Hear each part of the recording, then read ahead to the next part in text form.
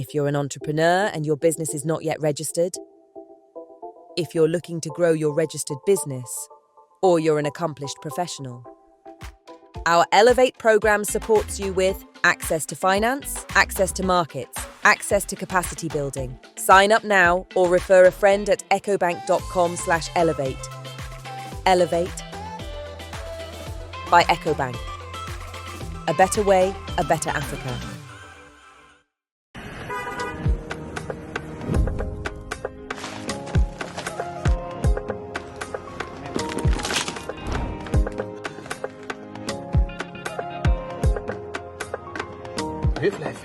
Santa yàlla.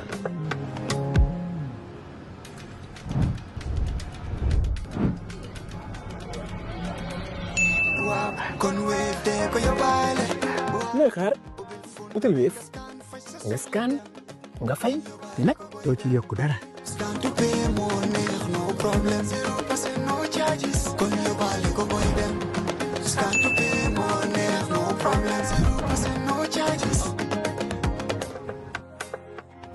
Jar Oil. The company have filling stations across the country, and our rates are relatively cheaper than anyone else across the country.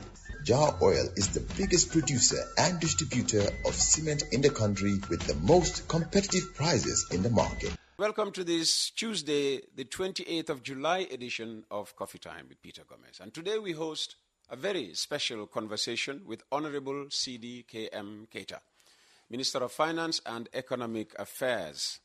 From chairing the World Bank IMF Africa Caucus here in the Gambia for the very first time, to steering reforms in state-owned enterprises, strengthening financial reporting, and tackling the national debt, Minister Keita has been at the center of some of the most consequential developments in our economic landscape.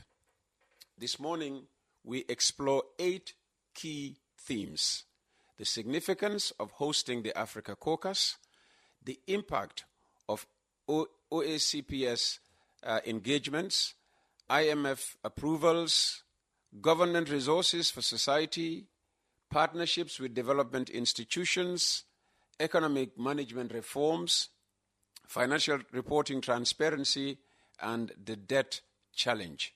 Honorable Minister Keita joins us to shed light on these issues and share his vision for the Gambia's economic future. Honorable, welcome back to Coffee Time with Peter Gomez.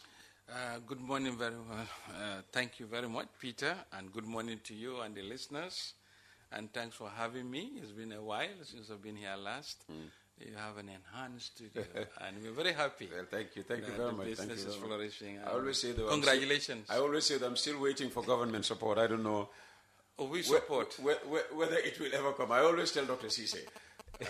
I think government support is across the board. Every Gambian is benefiting from government support, and I extend my greetings to all your listeners. Thank you. To His Excellency Thank you the very President. much. Already we've received Republic. a lot of questions and comment for today, and we encourage people, those of you who are listening to us live on FM right now, whether you are in country or outside of the country, please send them in, and we are very much grateful that people have already started sending in from outside the country. What does it mean for the Gambia, if we can begin with the World Bank IMF Africa Caucus, to host such a big event for the very first time, and what benefits do you expect for the country? Thank you very much, Peter, and I once again will thank His Excellency the President for creating the enabling environment and for fostering the peace, the security that the Gambia is known for. The African Caucus, to be held in a country, first, you need to have certain prerequisites. You will not bring those quality or high caliber delegates to a country when there is no peace and stability. And we, as a ministry, have been really moved by the sponsorship of His Excellency the President. He took this up very seriously as a head of state, and he was in the driving seat. He created a whole government approach to host this event. And therefore, the entire credit goes to His Excellency the President. because every minister works on a delegated responsibility. We are here to further his policies and support his agenda. But when he takes leadership in an event like this, I don't think we will try to say much without giving full credit to him and his leadership, and my cabinet colleagues and the entire government machinery. African Caucus is a grouping of African finance ministers and central bank governors of the IMF and the World Bank, the Bretton Woods institution. It's an annual rotating membership, chairmanship. I took over the baton last annual meeting, and it culminated in the chair of the caucus will host the caucus in the member country. But one thing that has come out, I'm really moved. I've been really passionately moved by the collaborative effort of everybody to make this caucus a resounding success. To say we appreciate it is an understatement, because if you look at the caliber of guests, we have received more than 18 ministers of Africa, central bank governors not counted, and of course all the executive directors of IMF for African constituency and the executive directors of the World Bank for African constituency have attended this caucus. We receive also the Vice President of West and Central Africa, Mohamed Jagana, also as a delegate for this caucus. And the Africa Director of the IMF, newly appointed Africa Director Zain, has also attended. And the Country Director of the World Bank for Gambia and Senegal and Mauritania and Cape Verde has attended as well, and Guinea-Bissau has attended. Then we had very other significant delegates, which have been very unusual. I've been attending several caucuses since I became a minister. But this one, the caliber and the variety and mix of delegates was very astounding. The Vice Chair Lady of the African Union has deputized for the Chairman of the African Union. And the President of the ECOWAS has also attended. And the President of the African Development Bank has also attended. So to put the icing on the cake, we have had the opportunity to receive in audience Mohamed Dangote, Aliko Dangote, who is Africa's richest man. Yeah. And to move such type of personalities is not easy, because they make sure that where they were going, security is clear, is safe, is peaceful, and they don't just go anywhere. They only go to places where opportunities are. They go to places where their office will clear them to say, if you go there, it's good business. A businessman never allows his travel to go to waste. So we were not surprised that when he came, he made pledge and commitment to invest in the Gambian economy to the tune of $2 billion. This is, if anything, that could have been the crowning of the crowning event. And he had audience with His Excellency the President and explained to him how he has been enthused by the leadership, by the management of the economy, by the peacefulness and the leadership trajectory of this country. So if it was a government official, you can sometimes discount what they say for being diplomatically correct. But these are private investors who do not have to really go through the diplomatic protocols as such. They will not, of course, insult you, but they'll vote with their feet. Absolutely. Because they will only make sure. And what made it very interesting was also the whole machinery of government was from the security, the protocol, the OSAs, the staff of the ministry, the inter-ministerial committee, the logistics, and even the airport felt it. We had not less than 5 private jets that landed at Banjul International Airport. The Minister for Congo came with a private jet. The Nigerian Finance Minister came with a private jet. Senegalese delegation came with a private jet. The ADB President came with a private jet. Aliko Dangote came with a private jet. Of course. So literally, the tarmac was so busy. And not only that, you could see even the movement from the flights. All flights to Banjul that week were fully booked. And we were very happy equally, the knock-on effect of this caucus. The hotels were fully booked.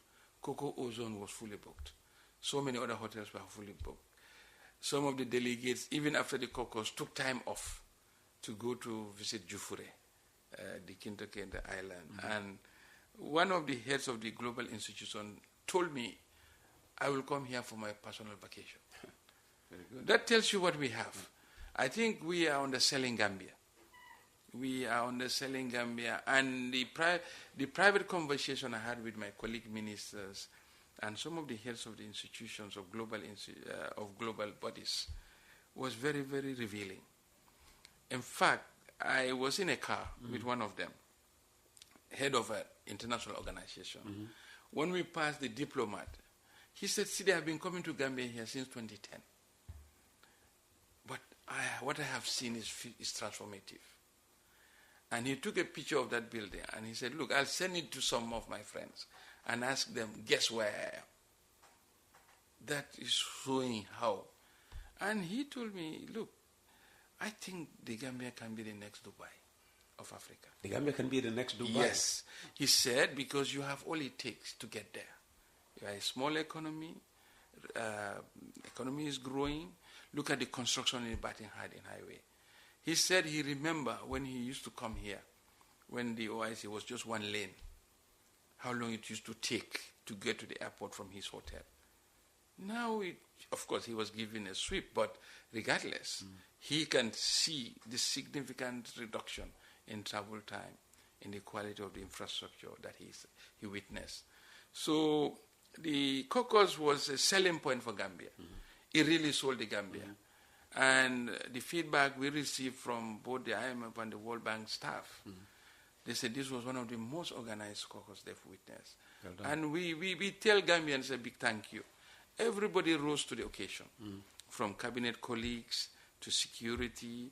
It was literally a hitch-free caucus. So on that note, there has been a lot of spin-offs. You know, the visit of this, it would not have been possible to bring all these dignitaries that I'm mentioning without the caucus. And we also used the opportunity to sell the Gambia agenda, to say Gambia is ready for business. And His Excellency, the President, using his business background, really rose to the occasion. He hosted the delegates to an official lunch, which was very entertaining, and we showcased Jaliba Kouyaté as an entertainer. So really, it was really, it could have been one of the best marketing moments for Gambia. And I think based on that, we should just not rest on our laurels, but continue the strife, continue the peace, the stability, the reform agenda of the President, and the leadership he provides to ensure that this trajectory is sustained. Okay. Because, in some of the private conversations we've had, because there were official briefing to the President, some of the head of the institution visited the President, and they were asking him, how did you do it? That was the question. And they said, because we're covering all the sub-Saharan African region.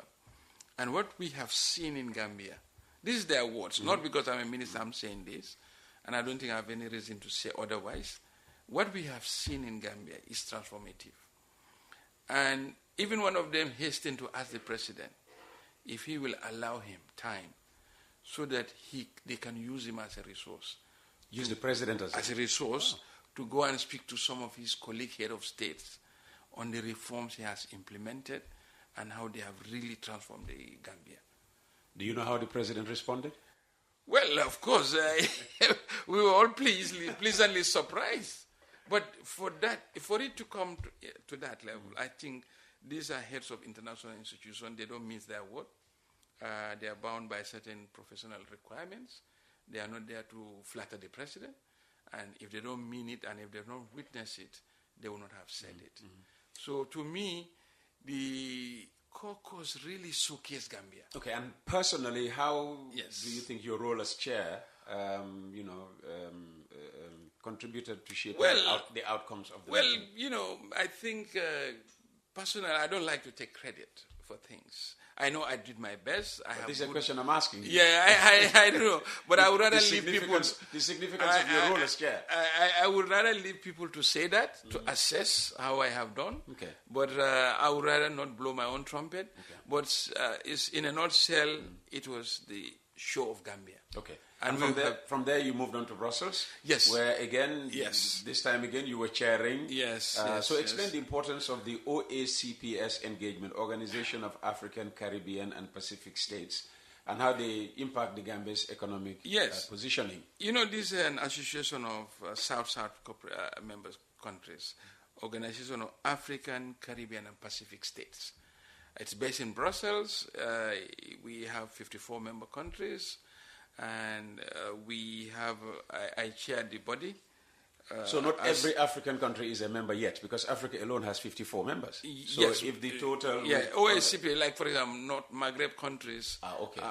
They are not part of it. Yeah, exactly. Okay. So it's the mainly Sub-Saharan Africa, the Caribbean and the Pacific states that are there, and they work jointly with the EU to foster economic development in these member countries, to advocate and promote trade policies and ensure that these countries grow economically.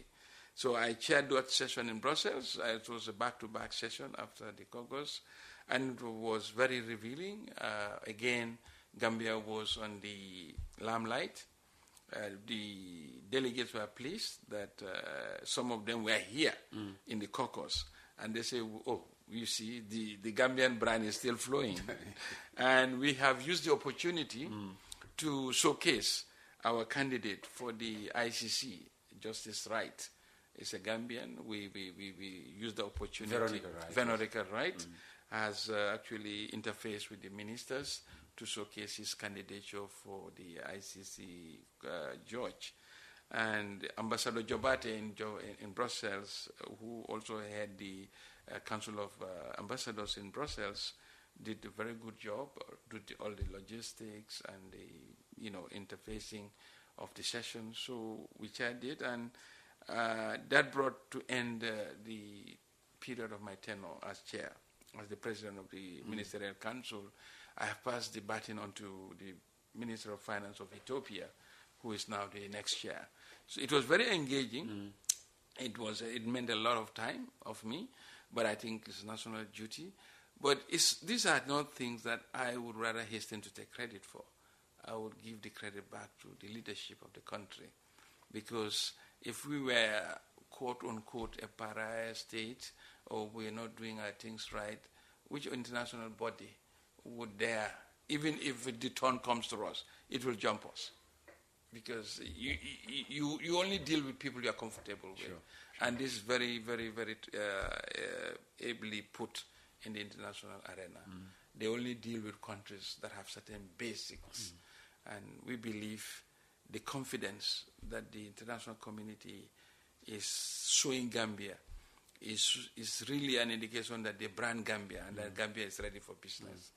And that could not have happened without the leadership of the president.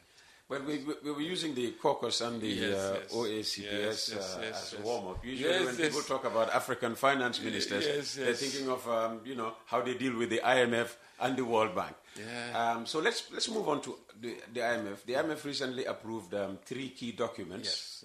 The 5th country program review, Article 4, and the RSF. How do these shape our economic trajectory?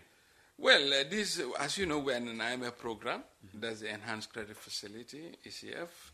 And for the first time, again, that Gambia has 2 programs being run concurrently at the IMF. Both the ECF and the RSF, Resilience and Sustainability Fund. That's the Climate Smart Window, access to funding. These are, you see, IMF is an institution that is there to really support countries in the economic development and economic management, and also to provide global surveillance for the international economic system to ensure that systemic hotspots are not exploded to discredit the international financial system. So as a country, we are pleased that we have, as a country, completed a first 3-year enhanced credit facility in 2024. Prior to that, in 2024, 25, thereabout, 2024 years precisely. Before, we used to have a 1-year standby facility, which used to be in the ERP days. Those were 1-year structural recovery program. Exactly. But now we had a 3-year enhanced credit facility. Once we completed that, we went into a successful program. And the last review, which was July 6th, was the 5th out of 6 review. And we are happy that we have crossed the bridge. The review successfully passed. And simultaneously, the RSF also has passed. And one thing that has come out very clearly, I just don't look at the review. When the review is done, they will publish even the comments of the executive directors on the staff of the IMF assessment of the economic management. One thing that has come out very clearly, even from the board members of IMF, was the confidence that they have in the economic management of this country, on the leadership, and the self-resilience that has been built into the system. One thing that stood out very clearly was the robust domestic resource mobilization reforms. And the number of reforms the government has instituted. As you know, this program, you have certain reform targets that are there, and those are the minimum that has to be passed before an assessment at the board will pass. So we are very happy as a country that we have passed both the RSF and the ECF. For the want of acronyms, RSF is the climate smart window. Our climate and environmental credentials are really being robustly supported by an external program from the IMF. And of course, the ECF is our economic management program. So certainly, people will hasten to say, IMF is because you cannot manage. That's not correct. Even countries bigger than Gambia are on the IMF program. In fact, some countries, many, struggle to get an IMF program because IMF will not give you a program if certain minimum prerequisites are not in place. The fact that we are not only in a program, but we are successfully completing program review after program review. This is the 5th out of the 6th review. So we have one more review to go. And in this review, actually, they even extended the program and gave us an augmentation, additional access to financing of about 20% of our quota. All of that is a sign of confidence. And the program review notes are on their website for public consumption. And the comments that I'm saying that the executive directors have mentioned are also publicly disclosed. So, but one thing is we are not going to rest on our laurels. The president is very reform-minded, and those reforms are entrenched. We'll continue to implement them. And what reforms or commitments were central to securing the IMF's approval? Well, it's a range of them. One is the domestic resource mobilization, to the public financial management, the business environment. The strides that we are seeing the GRA make. Yes. We cannot be modest about that, Peter. I think we have had very successful resource mobilization program. Even the World Bank director, responsible for the Gambia, cited that as one of really the strong points of the Gambia economy. Yes. And I think that is the right one. Because if you go to a company, the first important thing you look at is the sales. If the sales are moving, you can have hope for the company. So that's why even if a company is listed on the stock exchange, if you miss your profit, your stock price may move down a little bit. But if you miss your revenue target, the stock market doesn't take that lightly. So that means that the number one requirement for any ecosystem is the revenue. That's the lifeblood of any economic system. So the reforms in the domestic resource mobilization, in fact, Gambia is being cited as one of the most successful countries that have implemented a domestic resource mobilization. We started these reforms way back in 2022. When I became a minister, we launched a directorate of revenue and taxes to say, look, revenue is a core business of government, and it cannot be left at the operational level. The operational level is the GRA. but that operational level should be supported by the policy. So that's when we carved out a directorate dedicated to focusing on revenue mobilization. As an outcome of that, we finalized and approved a domestic resource mobilization strategy for the first time, and immediately hastened to introduce digitalization. We have started with Ascuda Wall. Yeah. That was the first one. That is the custom processing at the ports and the borders. That has given significant leaps. And as any success, we build on that. And now there's no stopping. We are not. And we're not relenting. And all this is doing, all this, I can put it in abstract numbers. The total tax revenue collected as of 2022 for the whole year was 11 billion. In 2025, 3 years down the line, total tax collected was 25 billion. Wow. That's more than 124% in 3 years. And not only that, this was achieved not on the back of any tax increases. The only tax rates we've increased were the sin taxes. That is the gambling, the wine, the alcohol, and the cigarettes. Those ones, in terms of their contribution... Those are called sin taxes. Yes, you call them sin taxes. I'm sorry. Well...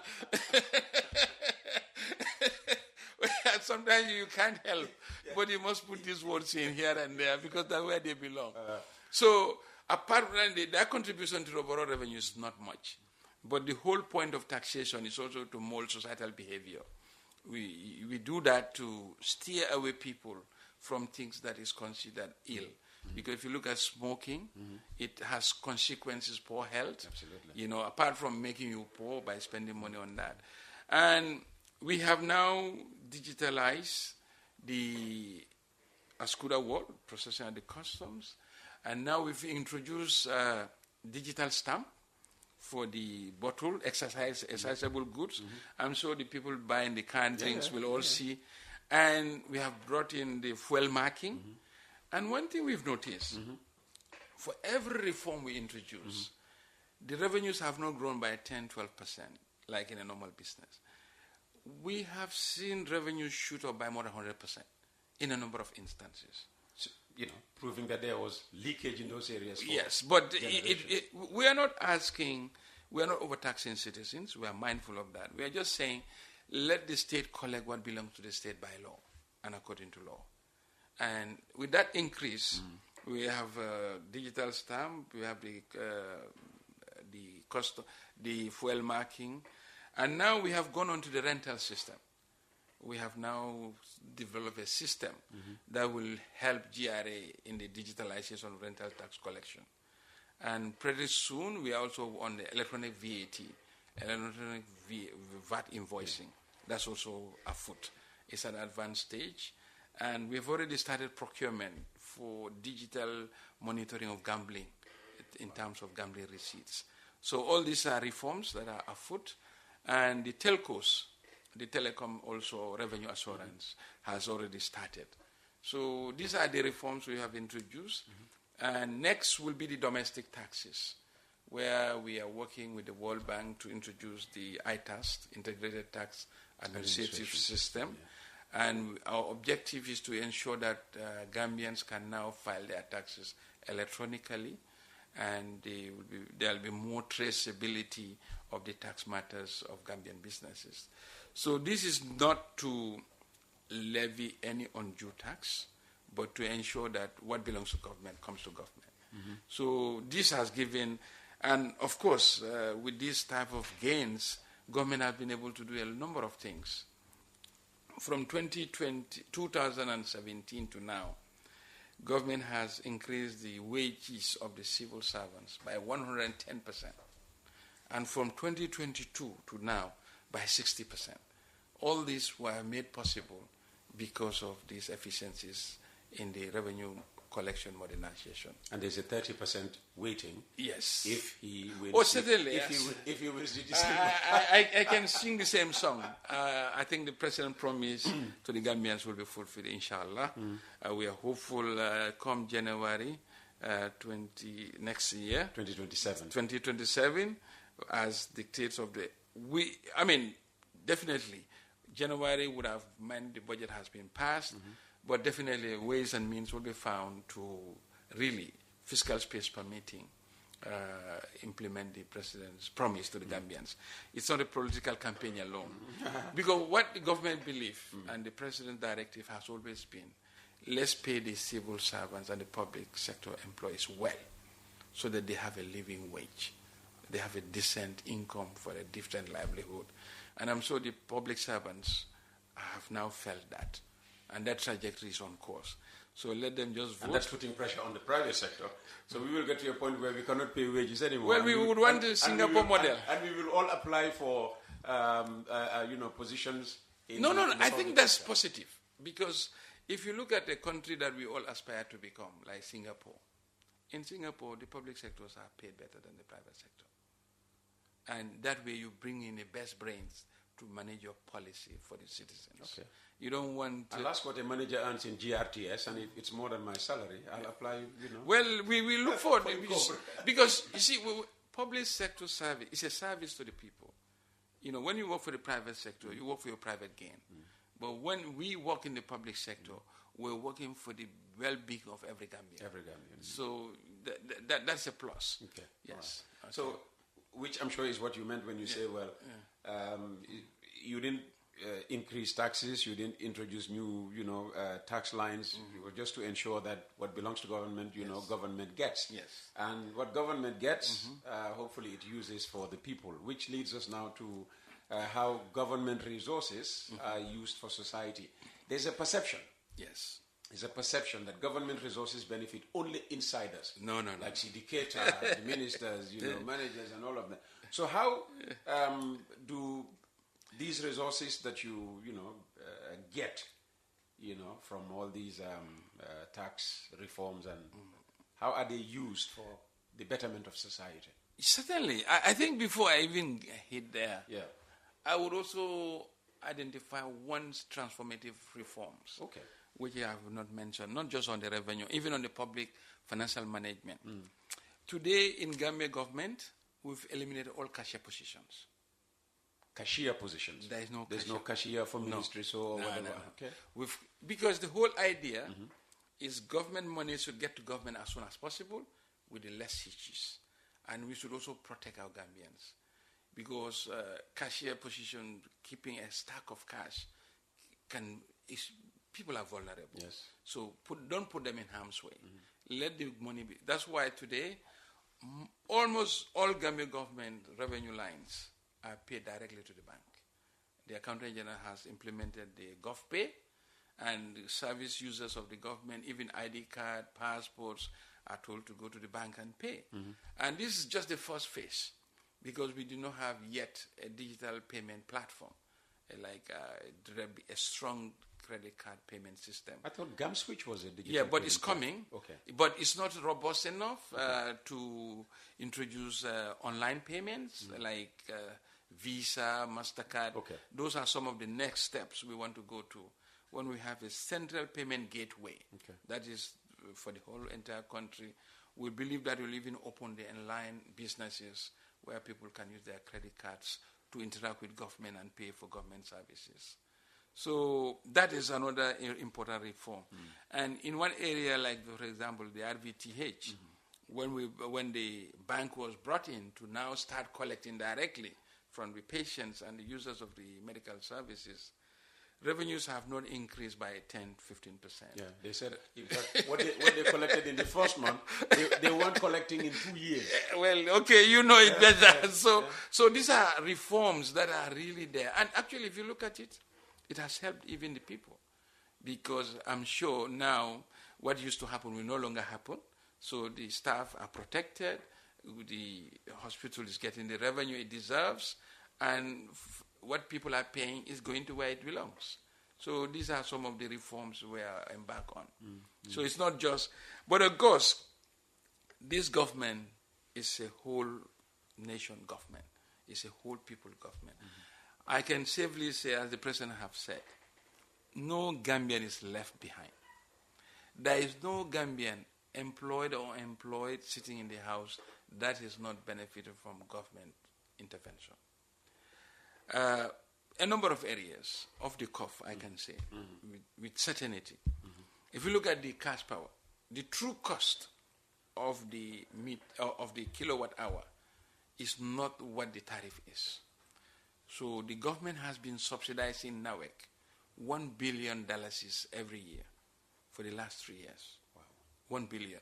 So technically, what it means is fractionally the cost-reflective tariff, if it should have been 100, what is the effective tariff is about 80. So literally, government is paying 20% of every citizen that is using electricity.